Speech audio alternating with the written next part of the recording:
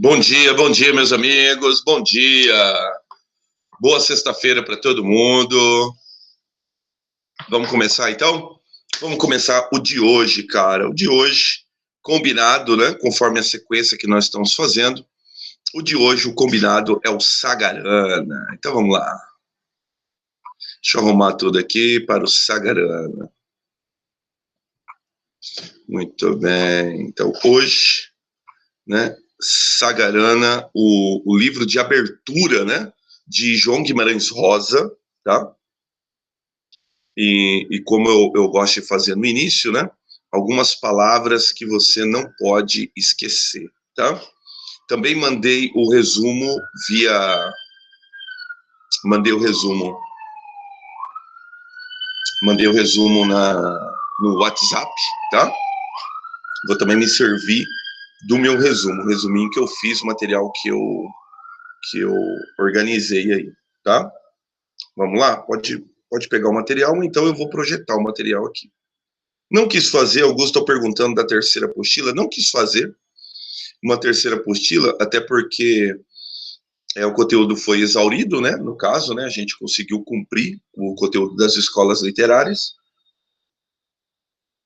E aí ficamos aí por conta das obras da UFMS nesse último mês, né? Estou fazendo cada aula uma obra, tá? Para que na última aula de sexta-feira da primeira semana de dezembro, que encerra o cursinho, nós possamos fazer só os exercícios. Você nota aí que cada resumo eu coloquei uma bateria de 5, 10, 3 exercícios, conforme eu fui achando, tá? Os mais recentes, no caso, o Cinzas do Norte, que é um dos mais recentes, e o caso do Rubênio, não tem exercício, né? O Vias do Infinito C. Aí eu peguei alguns exercícios da UFMS e adaptei similares, tá? Então, muito similar aos exercícios que a UFMS exige, que são exercícios que ela compara uma determinada obra com a obra em questão, tal, né? Então, fica muito atento a esse tipo de movimento, que é movimento de literatura comparada, né, que eles chamam, né? Bom dia, minha amiga, bom dia, Maria Eduarda, bom dia. Que é movimento de literatura comparada, né?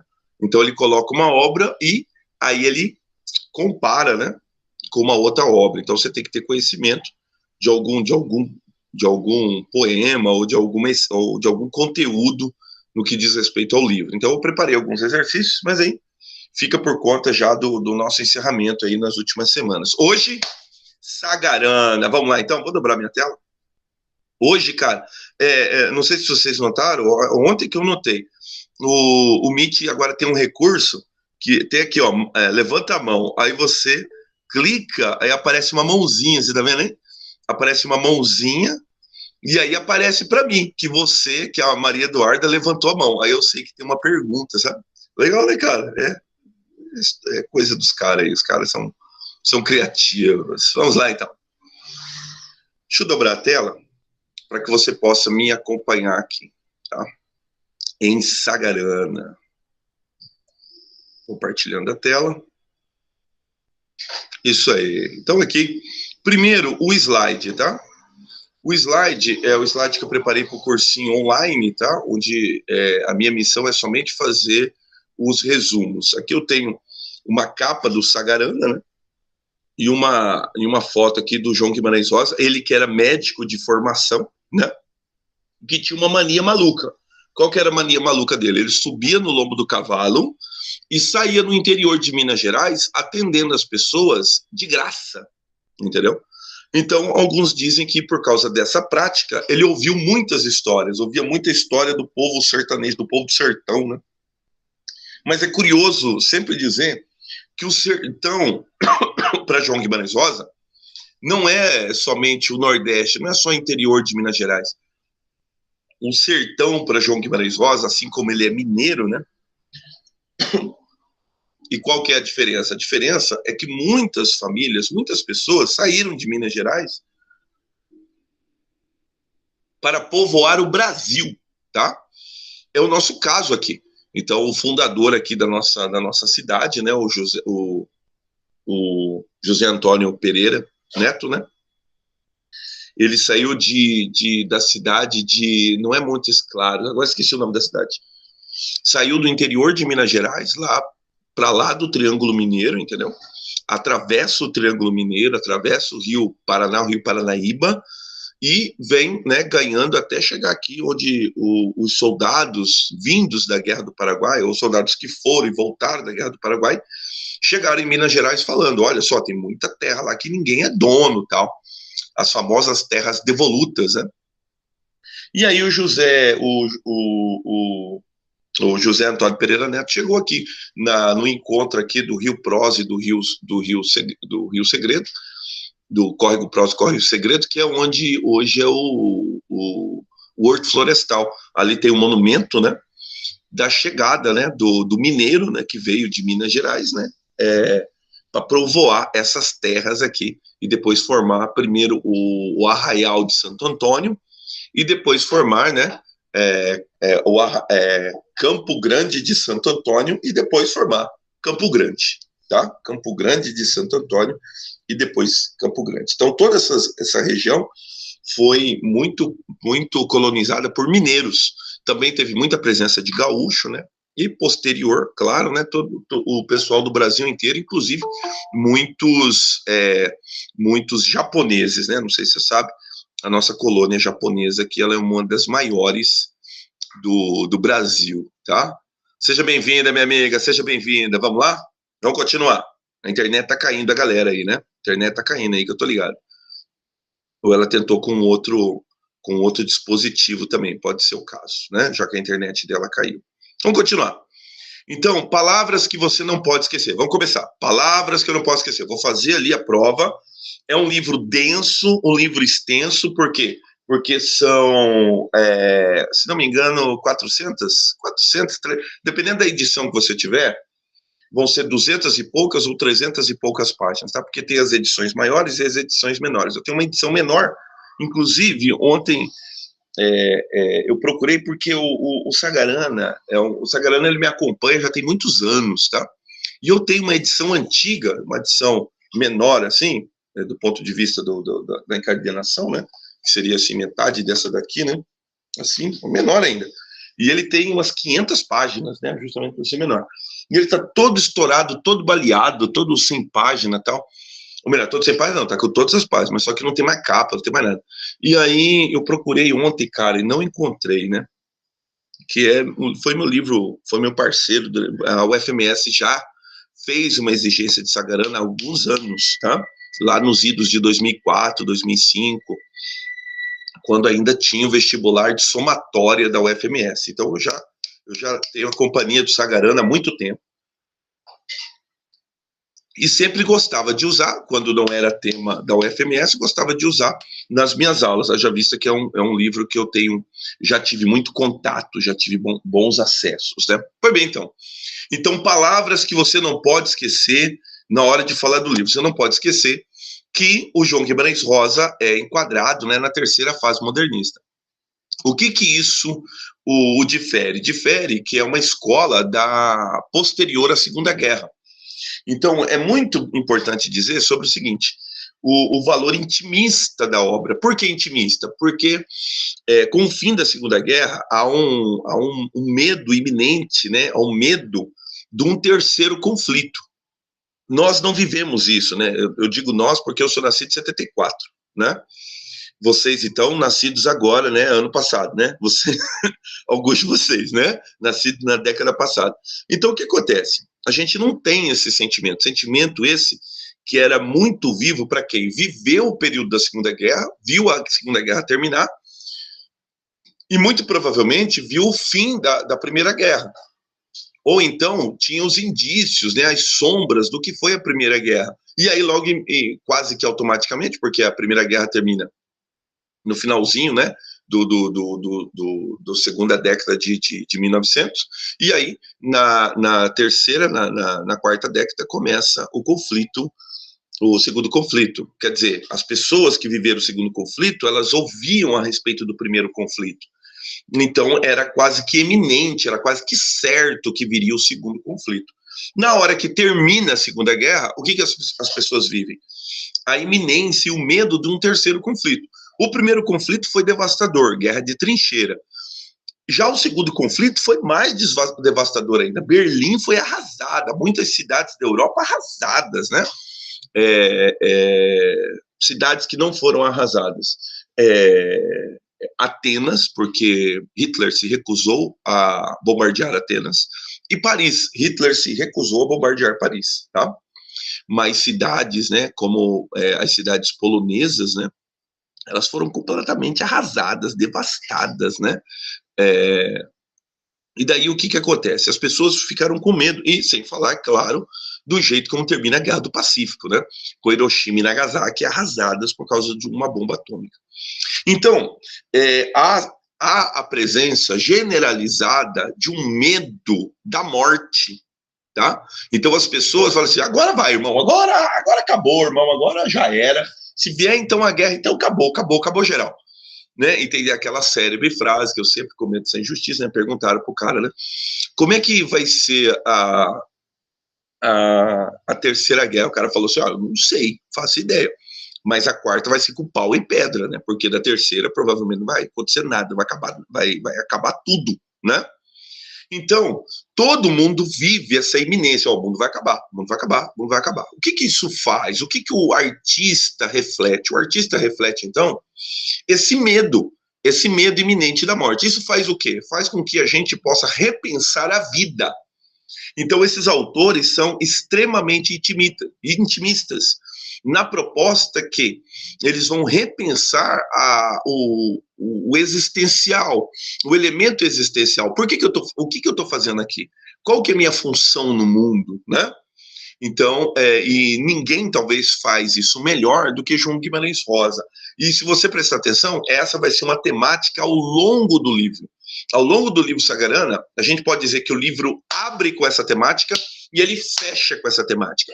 Ele abre com o Burrinho Pedrez e ele fecha com A Hora e a Vez de Augusto Matraca. E ao longo dos contos, a gente vai ver isso que a gente vai poder chamar de temática roseana. Qual que é a temática roseana? A temática é que você tem que fazer da vida algo que vale a pena. Você não está aqui apenas, né, por um acidente, não. Você está aqui para fazer a sua vida valer a pena. Então, a vida só vale a pena ser vivida se ela realmente, você fizer algo que faça ela valer a pena. Então, essa é a temática roseana, inclusive a temática em Sagarana, livro que inaugura João Guimarães Rosa. Então, vamos lá? Agora, palavras que você não pode esquecer sobre o autor. Primeiro, é uma prosa poética, tá? Então, é uma prosa toda ligada à musicalidade. Eu arrisco a dizer que quem inventou essa história de prosa poética foi o próprio Guimarães Rosa, tá? Então, por quê? Porque nós tínhamos a divisão. Eu tenho a prosa, eu tenho a poesia. Aí, o que que o João Guimarães Rosa faz? Ele tem um ritmo em contar as suas histórias que aproxima muito da rima, que aproxima muito do metro. Então, de pontuação em pontuação, o que que a gente tem? A gente tem um determinado ritmo na leitura, né? Eu acho que na ocasião de nossas aulas gravadas, eu falei a respeito do grande livro dele, né? O Grande Sertão Veredas, que é um livro que você já está maduro, né, cara? Você tem que ler, tá? É um livro que você vai lendo até um determinado ponto sem entender nada. Aí você vai se acostumando com o ritmo, até que tem uma hora que o próprio João Guimarães Rosa desvenda o livro para você. É sensacional, cara. É um conselho que eu dou. Não leia porque é tema de tal vestibular ou porque é tema do terceiro, não. Leia para a vida, tá? João Guimarães Rosa tem que ser lido para a vida, tá bom? Ah, tá. Uma prosa altamente intimista, por quê? Porque ela vai voltar-se, né? Adoro essa palavra. Voltar-se aos abismos profundos da alma humana. O que está escondido aí, né? Nesse ser humano, né? Com as suas características cada vez mais insólitas, as suas características cada vez mais peculiares. O que nos difere dos outros seres humanos? Nós que temos, né, a nossa maneira de encarar a vida, que temos nossa maneira de enfrentar a vida. Então ele reflete a respeito disso, tomando por base quem? O homem simples do campo. Não é porque ele é um homem do campo, ele não tem sentimentos apurados, e esses sentimentos apurados serão trabalhados. Por isso, uma obra altamente intimista. Neologismos, considerado, né, também um dos que primeiro manipulou essa invenção de palavras. Não é exagero dizer que posteriormente é copiado por Manuel de Barros, não é exagero dizer, e posteriormente copiado por Mia Couto, que é um autor contemporâneo, tá? Moçambicano contemporâneo. Então, esse poder que ele tem de reinventar a palavra. A partir do momento que João Guimarães Rosa reinventa a palavra, ele reinventa o universo. Assim também foi na mesma linha, porque era fã incondicional, isso aí, fã declarado, tá? O Manuel de Barros era fã declarado de João Guimarães Rosa, tá? Frases insólitas, né? Você que talvez fez a leitura do conto, ele joga umas frases insólitas, umas frases de efeito, entendeu? Dentro da sua obra, narrativas mais reflexivas e menos dinâmicas. Então nós temos um conto, tá? O conto, ele tem o quê? É narrado, o conto é narrado, então ele tem a história e tal, mas só que ao invés dela ser dinâmica, no sentido da história ser sensacional, às vezes são histórias bem simples, mas elas são altamente reflexivas, tá? Para você parar e pensar assim, pô, brincadeira, é assim que é a vida, né? Ruptura com a narrativa cronológica tradicional, às vezes ele faz um viés, assim, isso é muito presente em Grande Sertão Veredas, não tanto em Sagarana, tá? Pois bem, e as temáticas são universais, tá? Ele vai falar sobre o ódio, ele vai falar sobre a morte, ele vai falar sobre o amor, vai falar sobre a violência, ele vai falar sobre o místico, sobre a crença, ele vai falar sobre a religiosidade, são temas sempre universais, tá? Primeira obra do autor, produzida em 1946, tá? Contém 9 contos. Se você quiser ali, abrir aí seu celular ou outro dispositivo que tiver na mão, tá lá no WhatsApp o resumo que eu fiz. Pode ser, então? Vamos lá, rapidinho. Eu não vou abrir aqui, mas eu vou falar a respeito deles. Vamos lá? Eu tenho o primeiro Burrinho Pedrez. Conta a história do burrinho 7 de ouros, né, cara? É a história de um burrinho velho, tá? Não se engane, tá? Parece ser uma narrativa boba, uma história boba, mas é algo altamente reflexivo. Por quê? Porque o burrinho tem a história, como um ser humano tem a história. Qual que é a história? As histórias dele são várias. Ele foi tal dia para tal lugar, se perdeu tal dia em tal lugar. Teve a história de que ele levava um jagunço e o jagunço foi morto com um tiro nas costas, né? E assim por diante. Então, o burrinho viveu muitas coisas. E o burrinho estava lá, esquecido, na fazenda. Se não fosse a perda dos cavalos um dia antes, o burrinho não seria lembrado. Mas um dia antes, estourou um negócio lá, tal, os cavalos fugiram. E aí a fazenda está sem cavalo. Tem um anúncio de uma tempestade. O dono da fazenda tem que buscar o gado, tem que resolver um negócio lá na cidade. O que ele faz? Ele organiza os peões. Fala, não, é o seguinte, chama o capataz, organiza o povo aí, nós temos que ir para a cidade. Mas tem um anúncio de tempestade e tal. E eles têm um problema, que a fazenda faz divisa com o rio, tá? Então tem sempre o problema. Choveu, tem a treta do rio, tá? Tem a treta do rio. E aí, o que acontece? Depois de contar toda uma trajetória do burrinho, o burrinho se lança numa missão. Por quê? Porque como não tem cavalos suficientes, o burrinho é lembrado. Então ele é lembrado para fazer parte dessa comitiva, tá? E aí, são várias histórias que são contadas em torno do burrinho. Só que daí o que acontece? O capataz, o Francolin, conta para o dono da fazenda que está tendo um problema. 2 dos homens, eles estão se estranhando, tá? Estão se estranhando. Por quê? Porque o peão chamado Silvino, ele gostava de uma menina lá na cidade, tá? E a moça trocou o Silvino pelo Badu. Então eu tenho 2 personagens aqui, eu tenho o Silvino e tenho o Badu, tá? Então a moça troca Silvino pelo Badu. O Silvino fica doido e jura vingança. Aí o capataz, né, da fazenda, o capataz da fazenda avisa o patrão, patrão, o negócio é o seguinte, a gente tem aqui uma treta, porque o Silvino jurou que vai pegar o Badu. Falei, não, então você só fica esperto, só com os 2. E aí, o que acontece? Todo mundo faz a sua montaria, o capataz monta no burrinho Pedrez e eles vão para cumprir a missão. Chegam lá na cidade e tal, no decorrer da trajetória, são contadas histórias e tal, e no decorrer da história, o Silvino tiça um touro para cima de Badu, para pegar o Badu. Então, tipo, avisar, fica esperto que eu tô na tua cola, tá? Mas aí o negócio fica por isso mesmo. Eles chegam na cidade, a tempestade tá vindo, tá? Aí nota aqui, há uma referência aqui ao interior em Goiás, tá? Por quê? Porque é assim que é João Guimarães Rosa. João Guimarães Rosa, o sertão dele é um mundo. A gente não pode entender apenas como o interior de Minas ou o Nordeste, não. É do Rio Grande do Sul até o Pará, irmão, entendeu? Esse é o sertão de João Guimarães Rosa. E aí o que acontece? Eles chegam na cidade e o Badu dele cachaçada, dele bebê. O Badu chega dele bebê, e daí o que acontece? Ele fica ruim na cachaça, o patrão resolve não voltar para a fazenda e manda os homens.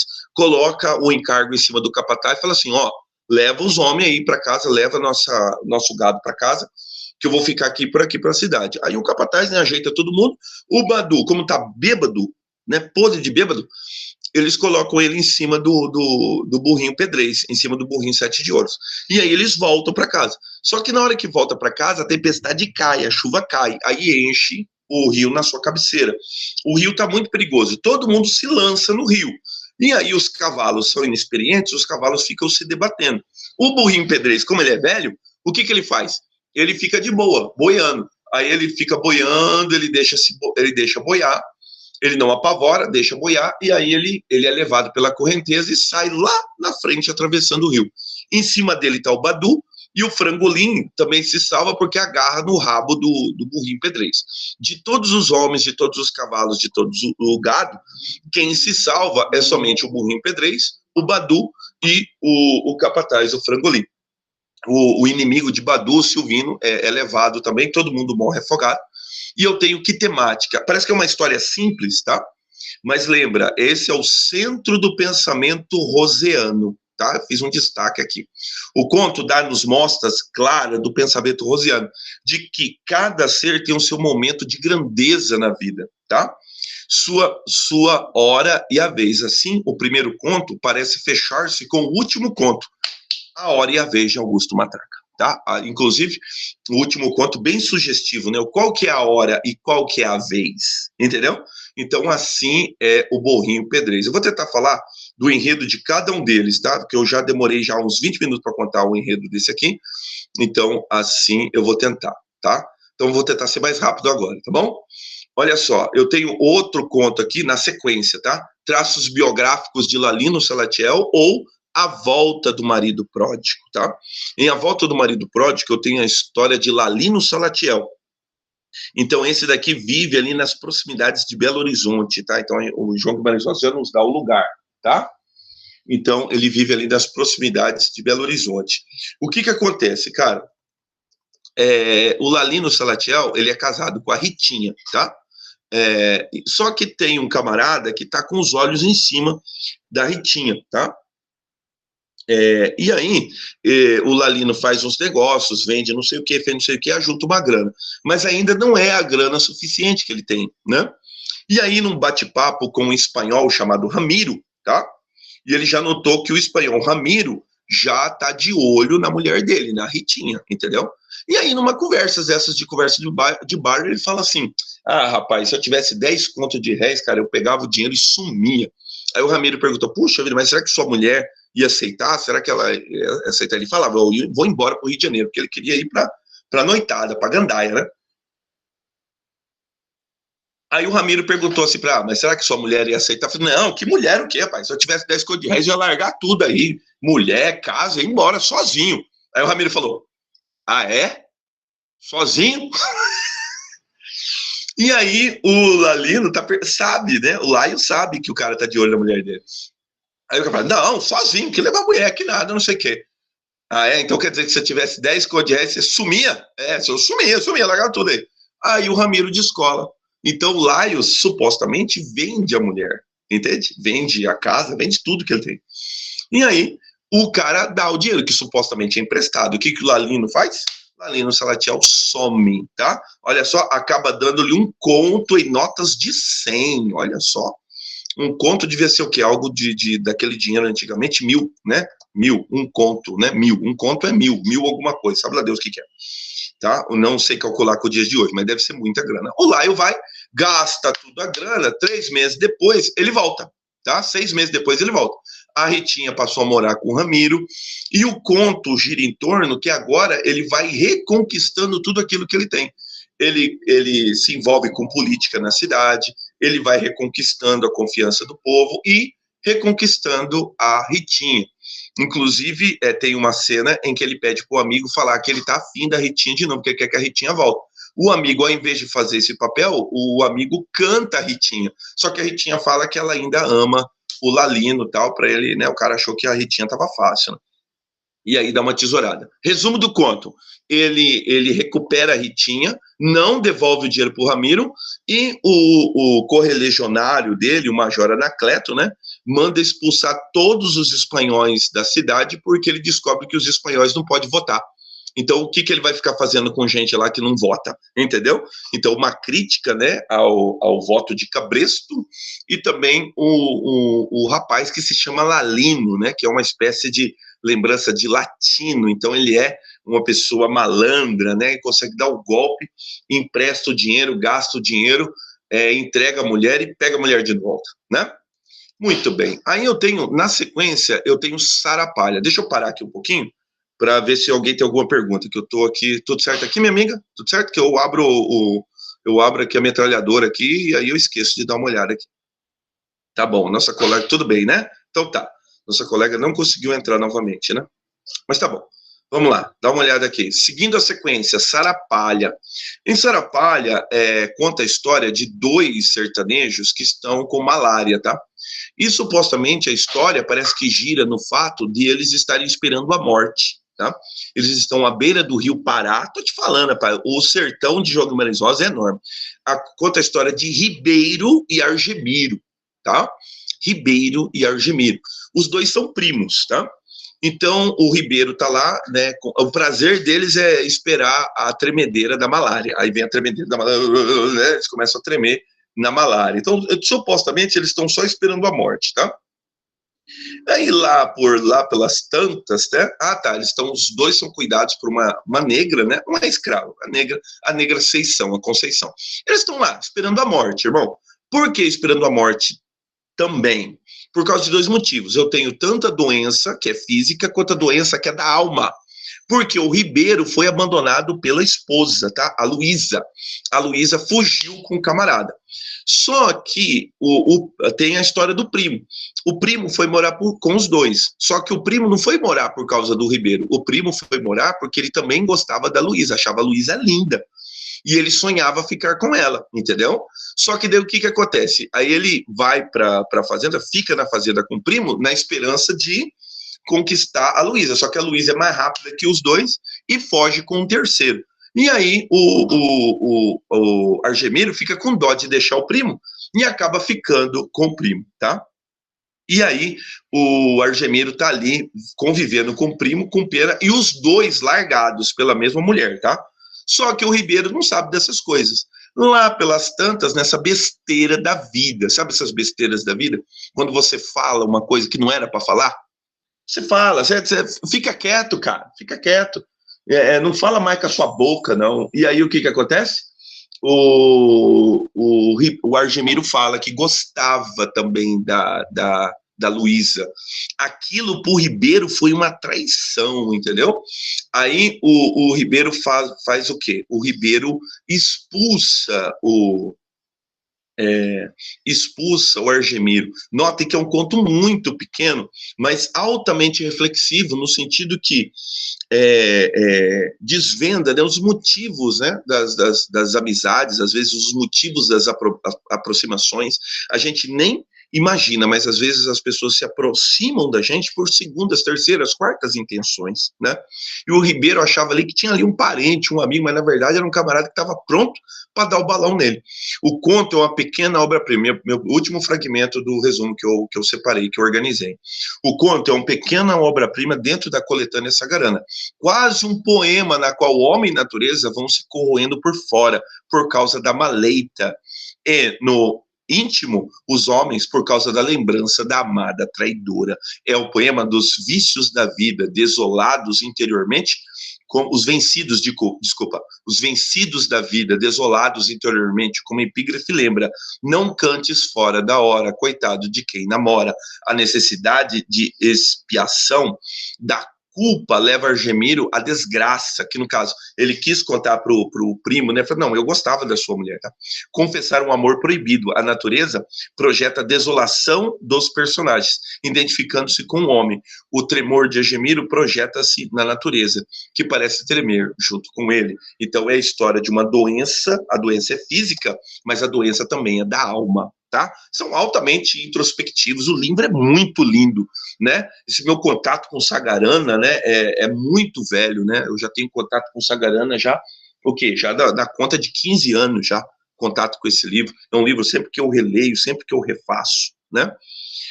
E que sempre me surpreende. Olha só, outro conto, o quarto conto, Duelo. Também vou tentar ser rápido, tá? Em Duelo, por que eu tenho que contar o enredo? Porque, na maioria das vezes, as perguntas giram em torno do enredo, tá? Então, tem que tomar cuidado com o enredo. Eu gosto também dos nomes, tá? No conto Duelo, eu tenho o Turíbio Todo. O que é o Turíbio Todo? Né? Então, a gente vai ter uma pessoa que vai ser desvendada totalmente, a gente vai conhecer o Turíbio, né? Eu sempre brinco, né? O que é a alma humana, né? O que são as pessoas. Então, na sala de aula, eu sempre provoco, né? O que cada um faria se encontrasse, de repente, alguém até já passou por isso, né? Encontrasse a pessoa amada no ato com outro, beijando o outro. Por exemplo, vamos colocar beijando, tá? Então, encontra a namorada beijando um outro cara, encontra o namorado beijando uma outra menina. O que nós faríamos? Um escândalo, não, por quê? Tal, né? Então, sente a história. Turíbio tinha saído para pescar, tinha contado para a mulher, né, que ia demorar, que não ia voltar, que ia posar na casa de um parente, tá? Só que depois o que ele faz? Ele muda de ideia, cara. Não vou dormir não, volta para casa. No que ele volta para casa, o que acontece? Ele encontra a Silivana, né, que é a esposa, no flagra com outro homem, tal de Cassiano Gomes, tá? Ele vê o ato da traição, só que ele não fala nada. Ele não dá escândalo, não fala nada. Ele fica na dele, dorme na mata, não fala nada. No outro dia de manhã, chega como se nada tivesse acontecido. Beija, tá ligado? Aqueles camaradas que sentem o ódio para depois. O cara não sente o ódio na hora, ele sente o ódio depois. Olha só, de início, o Turíbio Todo nada fez, foi cozinhar o seu ódio branco em panela de água fria. O ódio branco em panela. Quem cozinha as coisas em panela de água fria? É porque demora, né, cara? Então, o que ele fez? Foi dormir na mata, chegou no outro dia, tratou a mulher como se nada tivesse acontecido, foi lá, trocou as ferraduras do cavalo, entendeu? Foi lá, limpou a arma, Winchester 22, limpou, e aí o que ele fez? Foi atrás do Cassiano Gomes. Cassiano Gomes era um homem conhecido por sua habilidade com a arma, então era um homem que ele não podia errar, ele tinha que ser certeiro, entendeu? Ele vai até a casa, próximo da casa, na hora que ele vê a casa do Cassiano Gomes, só fica esperando. Vê uma figura pelas costas. O que ele faz? Dá o tiro, acerta na nuca, pronto, tá finalizado. Se manda para fugir para ninguém suspeitar dele. Só que daí que ele fica sabendo que, na verdade, ele matou o irmão de Cassiano Gomes, estava pelas costas, matou Levindo Gomes. E daí o que começa? Começa o corre, porque Cassiano Gomes, agora, homem perigoso, jura de morte o Turíbio Todo. E aí o livro gira em torno disso, tá? A caçada, um duelo iminente entre Turíbio Todo e Cassiano Gomes. Eles vão parar até São Paulo, entendeu? Até interior de São Paulo. Então, dele no lombo do cavalo, dele atrás. A história gira em torno disso, um correndo atrás do outro, e um foge, o outro vai atrás, sempre no rastro. Só que o Turíbio Todo sabe que o Cassiano Gomes tem um problema do coração. E aí ele está forçando a viagem no sentido que o Cassiano Gomes possa não aguentar.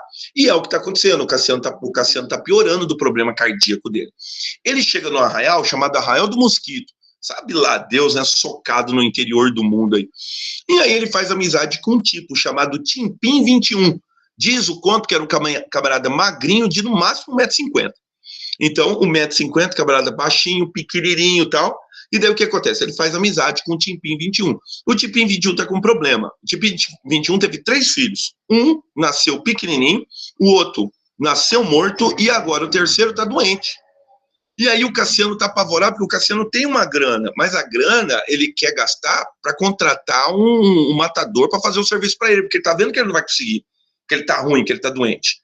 E aí ele tá ali, ele tem 2 circunstâncias. Ou ele pega o dinheiro, contrata um matador, e ele vê a circunstância ali do Timpim 21. Ele chega e fala assim, Timpim, chega aqui. Qual é o seu problema, velho? Ah, não, meu menino tá doente. Não, toque o dinheiro. Vai lá, manda chamar o médico lá para atender seu menino. Então, o que ele faz? Ele paga o tratamento do menino, vem o médico, salva a vida. Você vê? Agora eu tenho uma dívida de sangue. Eu tenho uma dívida com alguém que salvou a vida do meu filho. Então, eu faria de tudo o que essa pessoa pedisse para mim, certo? E aí o conto dá uma esfriada, porque o Turíbio fica sabendo da morte do Cassiano Gomes. A mulher conta para ele, a mulher conta, o Cassiano Gomes morreu, tal. Manda uma carta para ele, o Cassiano Gomes morreu, pode voltar. E aí ele começa a voltar. No que ele começa a voltar, ele encontra um capialzinho de 1,50 m na beira dele. Acha muito engraçadinho, cara, né? Que o cara tá lá numa montaria magrinha, né? Qual o seu nome? Turíbio todo. Com o perdão da palavra, mas este mundo é um monte de estrume, não vale a pena a gente ficar alegre, não vale a pena não, né? Turíbio todo, sempre rindo, o Turíbio todo manda o outro cuidar da saúde para não ficar com a ideia ruim. Turíbio estremece ao ouvir a palavra do outro firme e crescia. Aí ele começa a conversar com o Capialzinho, ele acha legal, simpático o Capial meio amargo, tal, ele acha simpático. Até que uma hora ele se distrai e o Capialzinho, o Timpim 21, fala, seu Turíbio, se apeie e reza, que agora eu vou lhe matar. Entendeu? Então, o que o Timpim 21 faz? Ele evoca o nome de Cassiano Gomes e, por vingança de Cassiano Gomes, ele vai lá e dá os tiros na cara do Turíbio todo.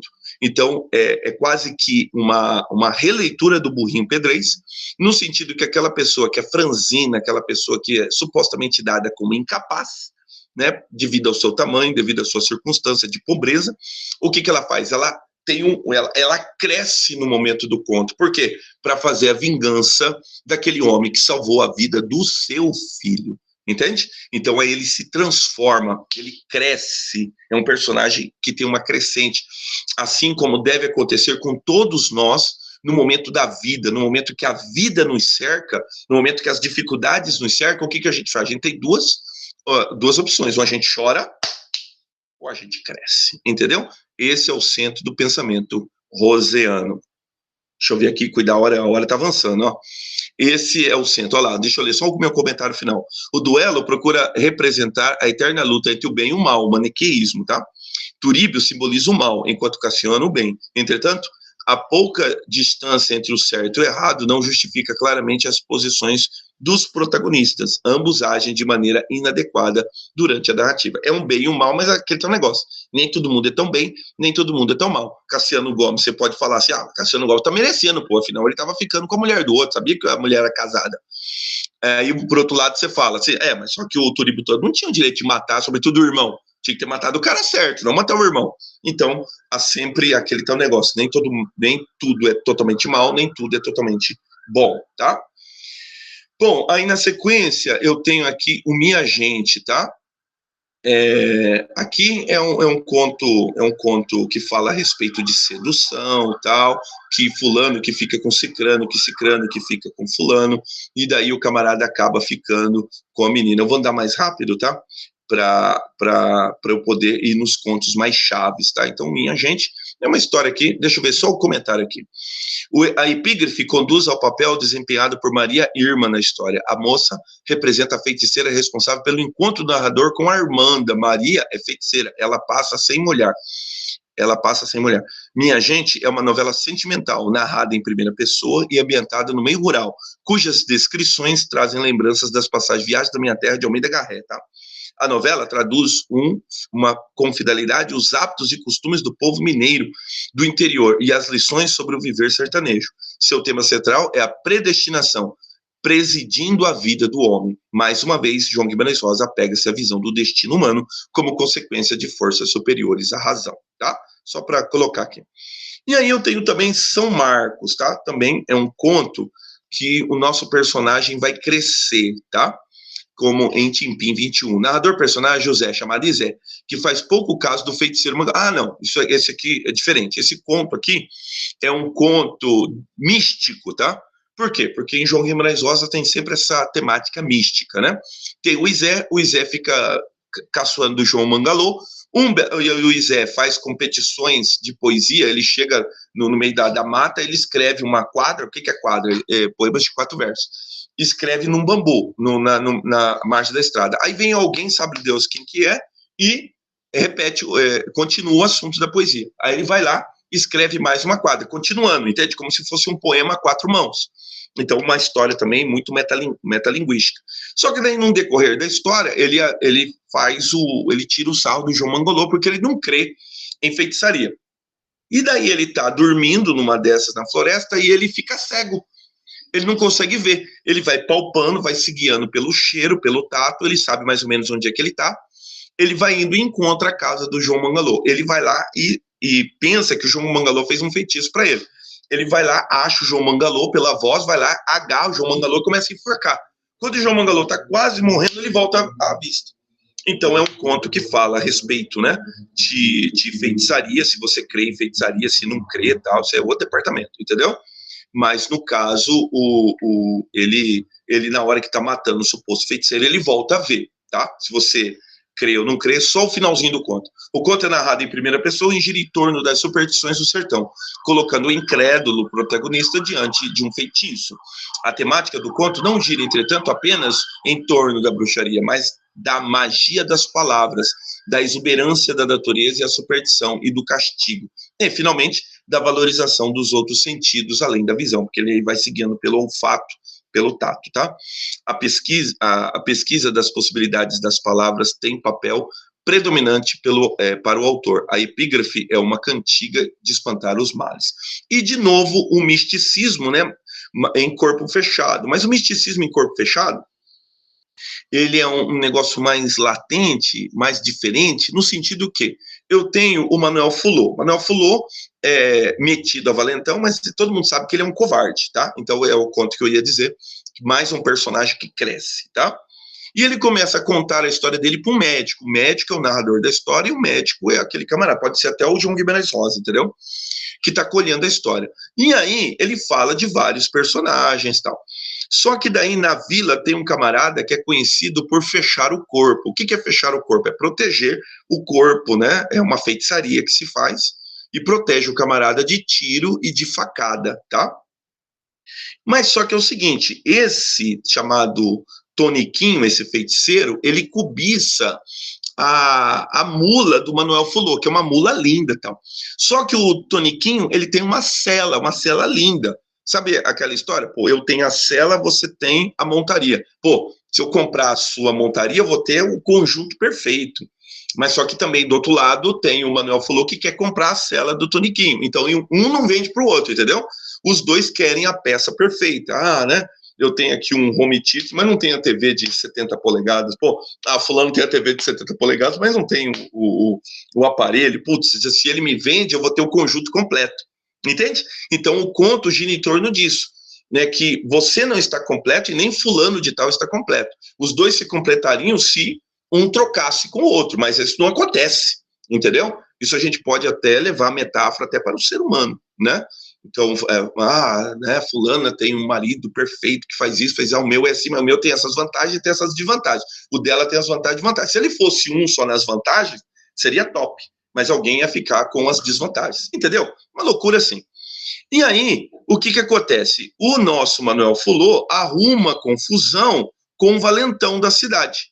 E aí ferrou, porque agora ele precisa fechar o corpo. Vai procurar o Toniquinho para fechar o corpo dele, e o Toniquinho fala, não, eu fecho, eu faço a feitiçaria, mas eu quero a mula. O cara fala, não, pode ficar com a mula. Aí ele consegue a mula. Ele fecha o corpo, que é proteger de ferimento de faca e ferimento de bala, e ele vai lá enfrentar o valentão, que é o Targino. Enfrenta o valentão, põe o valentão para correr com uma faquinha, todo mundo dá risada, mas com uma faquinha ele consegue subjugar o valentão. O que aconteceu? Ele tem a vida dele, né? Ele salva a vida dele, supostamente porque o corpo está fechado, e o Toniquinho tem para ele agora a mula. Então o Toniquinho tem o perfeito da vida, que é a mula que ele tanto queria para colocar a cela, que é linda, tá? O conto é marcado pelo pitoresco e pelo cômico. Sua temática gira em torno da valentia, da picardia e das superstições dos caipiras. Como em Burrinho Pedrez em Duelo, há um crescimento do protagonista no momento decisivo, entrando aqui um componente sobrenatural. Um outro conto também muito intimista e fantástico é Conversa de Bois, tá? A epígrafe começa dizendo que no início do mundo, os bois, os animais falavam, tá? E aí eu tenho 4 pares de bois, e esses bois têm nomes, tá? Então é o Buscapé, o namorado, o Capitão Brabagato, o Dançador e o Brilhante, o Realejo e o Canindé. E eles começam a conversar, porque tem um cenário, eles estão carregando uma carga, e nessa carga eles sabem que é a carga de rapadura, e em cima da carga de rapadura tem um cadáver. E o cadáver é o pai do menininho que está guiando. O menininho está com pressa, quer chegar logo. O cara que está guiando, que é o seu Soronho, né, seu Agenor Soronho, até briga com o menino, para que a pressa, né? O pai está morto mesmo, era o pai do menino. Então a gente tem aí um cenário muito insalubre, né? Eu tenho as rapaduras, e em cima da rapadura eu tenho um defunto. Supostamente eu tenho 2 faltas de respeito aí, você concorda comigo? Uma falta de respeito com o cadáver, que está em cima das rapaduras, e outra falta de respeito com as de quem vai comprar a rapadura e vai comer, né? Porque elas estão debaixo de um cadáver, né? E aí os bois começam a conversar, e cada hora um boi sabe um pedaço da história, porque os bois estão conversando. Então um dos bois fica intrigado, por que o filhote de homem está chorando? Aí um deles fala, não, deve ser por causa da carga, do cara que está lá deitado, né? E aí um boi começa a contar para o outro, e os bois começam a desvendar a história. A história é o seguinte, que o pai do menino, né, o menino que está ali na frente, o Tiãozinho, tá? O corpo do pai do seu guia, o Tiãozinho. O pai do Tiãozinho, ele acometeu-se de uma doença, e ele era funcionário do Agenor Soronho. Aí o que o Agenor Soronho fazia? Ia visitar o funcionário dele, porque o funcionário dele estava impossibilitado de trabalhar. O que ele fazia? Ele ia lá, dava as coisas, dava dinheiro, dava as coisas, mas mantinha relações sexuais com a mãe do Tiãozinho, com a esposa do funcionário dele. O funcionário estava entrevado numa cama, sabe lá Deus que doença que ele tinha. Para não ficar esquisito, o que eles faziam? A mulher e o Agenor Soronho colocou o pai do menininho no mesmo quarto do menino, que ficava do lado deles. E do lado do quarto deles, tanto o Tiãozinho quanto o esposo ouvia a relação sexual dos dois no outro quarto. E daí o pai ficava apavorado, porque o pai não podia fazer nada. O que ele fazia? O pai chorava, o pai gemia. E aí a mulher vinha, brigava com o pai, o Tiãozinho ficava apavorado com aquilo. Por quê? Porque ele queria atrapalhar a situação que estava rolando lá do outro canto. E aí o que aconteceu? O velho foi ficando doente, muito, sabe lá Deus, não fala que foi Soronho que matou, mas muito provavelmente por causa da inércia, por causa da impotência em relação àquilo que estava acontecendo, o velho veio morrer. E aí a gente tem essa cena que estão carregando. Aí os bois vão conversando a respeito disso, e os bois vão se indignando, porque eles não gostam da maneira também como o Soronho os trata, entendeu? E aí tem essa fala, eu vou ter que citar essa fala que é muito enigmática, porque a gente não sabe se são os bois que estão falando, ou se é a mente do menino, tá? Aí começa o boi, boi, bezerro de homem, mas eu sou boi capitão? Não há nenhum boi capitão, mas todos os bois, não há bezerro de homem, todos, tudo é enorme, eu sou enorme, sou grande e forte, mais do que seu Agenor Soronho, posso vingar meu pai era bom, ele era ele está morto dentro do carro, seu Agenor Soronho é o diabo grande, bate em todos os meninos do mundo, né? Provavelmente o menino já tinha apanhado o seu Agenor, né? Então, o que que acontece? Os bois entendem, e os bois começam a combinar entre eles, que na hora que o menino gritasse, inclusive eles veem um acidente no meio, um outro carro de boi que se quebrou, então quer dizer, o lugar é perigoso, o lugar é acidentadiço, né? E os bois combinam que na hora que o menino cantar, na hora que o menino gritar, eles vão derrubar. E o João Soronho estava meio que dormindo. E aí é o que acontece, o menino dá o grito, provavelmente aquele brinco, né? E aí eles mexem e o Soronho cai do carro de boi. No que ele cai, eles prosseguem e passam a roda em cima. Os bois vingam o menino, o filhote, né? O bezerro de homem, entendeu? É assim que eles chamam o menino, bezerro de homem. O conto alude à sabedoria dos animais, que cumprem a fábula da justiça e harmonia entre os seres do cosmos, tá? Vocês já viram isso? Onde vocês já viram? Já viram em Avatar? Não tem aquele momento que a natureza vai brigar contra os homens? É assim, a natureza, então, ela coopera para a justiça, a harmonia no cosmos. A natureza é aberta pela presença da Irará. Ah, interessante. O conto é uma história que alguém está contando de uma história que está contando uma história que alguém contou para ele, que alguém contou e que alguém contou. É uma terceira pessoa já, uma quarta pessoa que está ouvindo a história, tá? O suspense, tá, da história é mantido entremeando na ação a conversa dos bois marcada pela presença de onomatopeia, que se acabam confundindo com os devaneios do menino. Percebe-se ainda a humanização dos animais, isso é chamado de antropomorfismo, são os animais que se compadecem do menino. E a aproximação dos sentimentos humanos com o mundo animal, o zoomorfismo, que é o caso do Agenor Soronho, que personifica o mal, tá? Fechou. Esse foi o nono conto e a gente, ou melhor, foi o oitavo conto e a gente pode fechar agora com A Hora e a Vez de Augusto Matraca, tá? A Hora e a Vez de Augusto Matraca, eu aconselho, é um dos contos que você tem que ler na íntegra, tá? Por quê? Porque é o conto-chave de Sagarana. O livro Sagarana era para ser chamado de A Hora e a Vez de Augusto Matraca, tá? É um conto que tem lá as suas 20, 15 páginas. Eu aconselho a você a ler, tá? Sobre o que que ele fala? Ele fala de um homem que é muito ruim, muito ruim, muito ruim, muito ruim. E aí esse homem tem uma circunstância. Qual que é a circunstância? A mulher dele, a dona Dianorá, tá fugindo com a Mimitinha, que é sua filha, tá fugindo com outro homem. E ele tem também um outro problema. O funcionário dele, o Kim Regateiro, vem cedo contar para ele. Seu Augusto, tem dois problemas. Pode falar então, qual que é o problema? A sua mulher tá fugindo com um fulano de tal, com outro homem. Com Ovidio Moura, o nome do cara. Tá fugindo com o seu Ovidio, a dona Dionorá. Mas também tem outro problema. Os seus funcionários, eles largaram o sortudo e bandearam para a fazenda do seu Major Consilva, o nome dele? Eu acho que é assim, Major Consilva.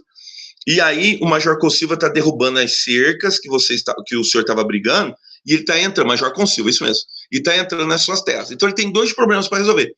Um problema da esposa que tinha fugido, estava fugindo, e outro problema das terras, das cercas. Qual que ele vai resolver?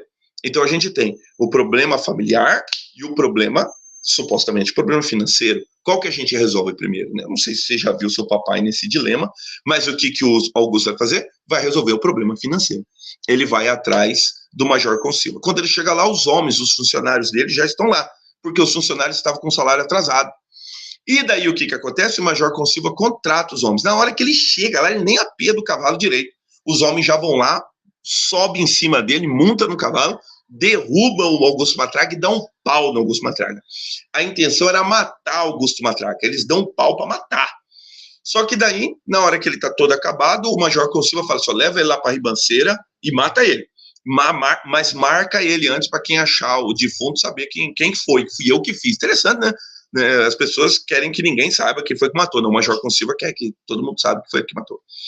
E daí chega lá, não dá outra. O pessoal faz a fogueira, esquenta aquele ferro de mar cagado e encosta na náguida dele. Quando encosta na náguida dele o ferro em brasa, né? Ele dá um berro e volta, supostamente, né? Os caras acham que ele tá morto, ele volta à vida. No que ele volta, ele rola na ribanceira e cai lá embaixo, né? Aquela metáfora do herói, né? Que cai na cova, o próprio Edmond Dantès em O Conde de Monte Cristo, tá? E daí ele cai lá, os homens vêem assim, eu não vou lá buscar não, morreu, tá morto, ninguém ia sobreviver desse negócio não. E lá ele se quebra tudo, mas ele tá vivo. Ele é recolhido por um casal de pretos, um casal de velhos negros que moravam ali embaixo, que ninguém dava conta desse casal. O casal recolhe eles pra choupana pobrinha deles, pobrezinha deles, e começa a tratar dele, fratura exposta, tal, chama o padre para se confessar, tal, mas só que o seu Augusto morre. É tratado, o seu Augusto morre. E o padre convence o seu Augusto. Seu Augusto, você já viveu sua vida, todo mundo sabe que o senhor era um homem mau, o senhor fazia maldade. O senhor está vendo? O senhor se safou da morte. Por que o senhor não muda de vida? Aí o padre, né, interpela o seu Augusto Matraca. O Augusto Matraca fala assim, não, beleza, então eu vou mudar de vida. E ele decide, então, que ele vai para o céu, nem que seja porrete. Essa aqui é uma fala do conto, né?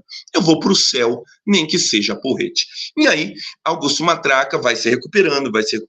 Quando ele já está mais ou menos fortinho, já que ele já consegue apoiar na bengala, ele convence o casal de pretos, que ele adota o casal de pretos, ele começa a chamar o casal de pretos, que são velhinhos, ele começa a chamar de pai, começa a chamar de mãe, entendeu? Ele adota, e ele convence eles, fala assim, olha, eu tenho umas terras que são longes daqui, muito longe. Para falar a verdade, nunca fui lá. Mas vamos embora, vamos sair daqui. Ele convence o casal de ir embora. Aí eles viajavam de noite e se escondiam de dia, que é justamente para nenhum funcionário do Major Consilva descobrir que o Augusto Matraca ainda está vivo. E assim eles vão embora. Chegam lá ao Arraial, e aí você lembra, né, cara, para João Guimarães Rosa, o sertão é o mundo. Então, é o mundo o lugar, você não sabe direito onde que é, né, cara? É algum lugar no Brasil, pode ser em Goiás, pode ser no Mato Grosso, pode ser no Pará, sabe lá Deus. E lá ele começa a tocar a vida. Como que ele toca a vida? Ele toca a vida com novenas, rezadices, né? E ele toca a vida também fazendo orações ali, trabalhando. Então ele trabalha, o sol nasce, ele trabalha, o sol se faz, ele trabalha.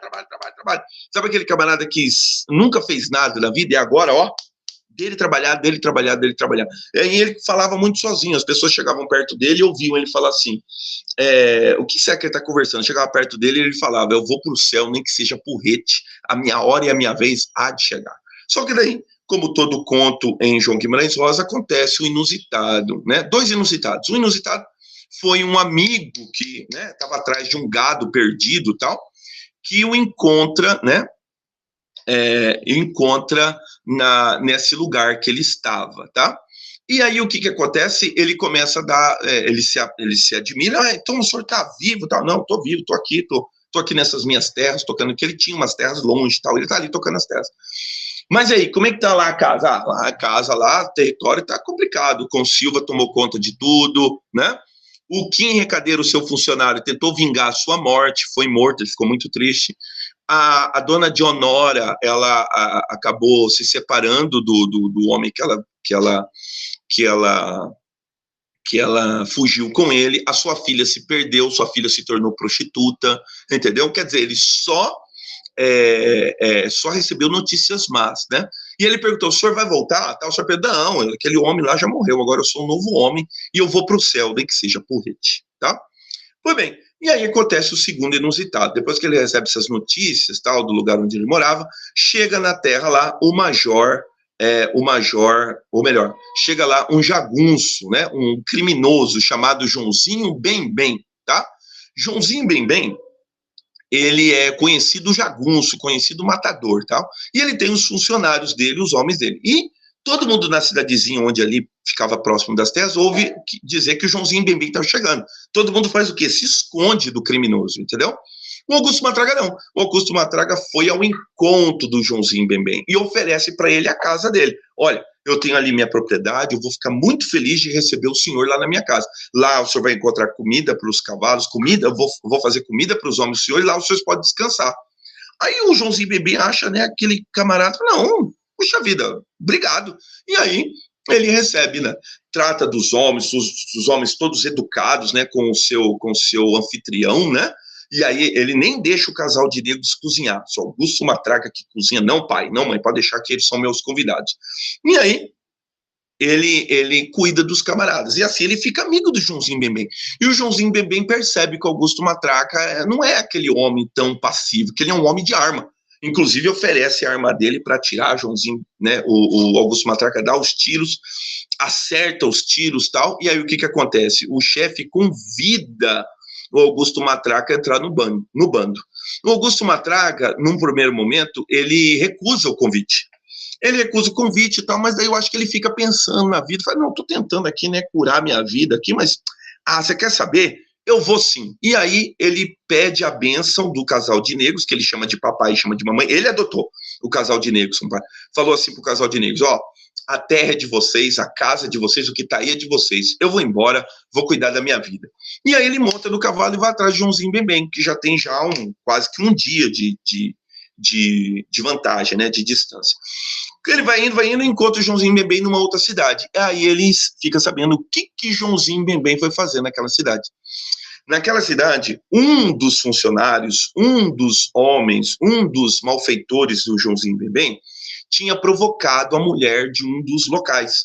Esse rapaz, o que ele faz? Ele reage e mata esse funcionário do Joãozinho Bembem. Ele mata e foge, porque daí descobre que é um funcionário do Joãozinho Bembem. O que o Joãozinho Bembem fez? Estava vindo até naquela cidadezinha para vingar a morte do seu funcionário.